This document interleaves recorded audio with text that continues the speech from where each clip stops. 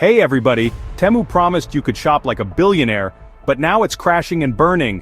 What the heck happened to this online shopping giant? Stick around because this story is wild. I'm diving into why Temu's sales are tanking, why their app is slipping, and what they're doing to try to save themselves. You won't believe how this all went down. Alright, let's rewind the clock. Back in 2022, Temu burst onto the scene in the US, and let me tell you, it was like a retail earthquake. This Chinese e-commerce platform was selling everything. $5 shirts, $10 phone chargers, gadgets so cheap you'd think they were giving them away. They were undercutting Amazon, Walmart, even your local dollar store. How'd they do it? A little thing called the de minimis loophole. This US trade rule let packages under $800 come in duty-free, straight from China. No tariffs, no extra costs, just dirt cheap prices. And Temu didn't stop there. They went hard on marketing. We're talking millions spent on ads, including that viral Super Bowl ad in 2024 with the slogan, "Shop like a billionaire." Raise your hand if you saw that one. By 2023, Temu was raking in $18 billion in revenue, billion with a B.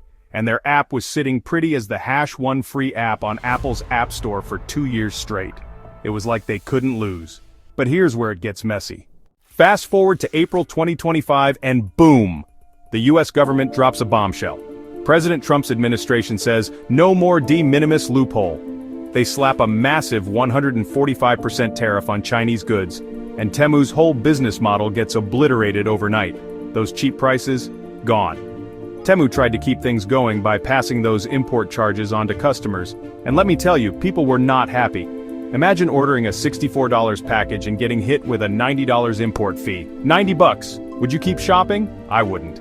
A video by NBC News' Brian Chung broke it down, and he explained how Temu had to stop shipping directly from China to US customers because of these tariffs. The result?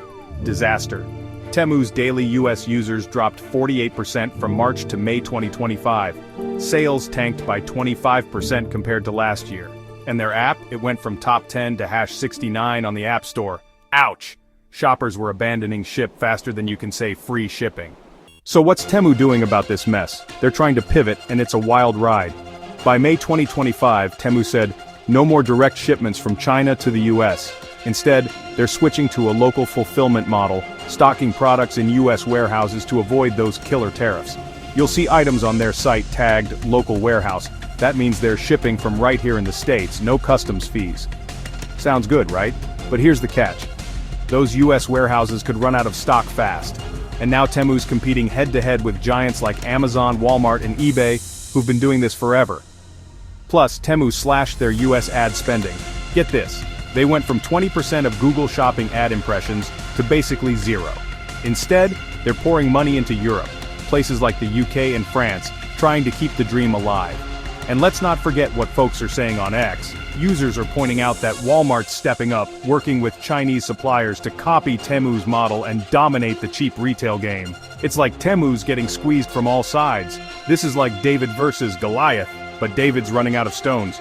Can Temu really take on the big dogs like Walmart and Amazon? So, where does Temu go from here? In the US, it's not looking good. Their user base is still shrinking, and their parent company, PDD Holdings, saw a 38% drop in operating profit in the first quarter of 2025. That's a big red flag. In Europe, they're pushing hard, but it's not all smooth sailing. The EU's cracking down with a €2 fee on small packages, and France just passed an anti-fast fashion bill targeting platforms like Temu for selling super cheap clothes. Oof! But there's a glimmer of hope. A recent Ipsos survey in the UK found that 80% of Temu users still love it for value, so Europe might be their lifeline. Here in the US though, Temu might have to pivot to higher priced, maybe even sustainable products to stay in the game.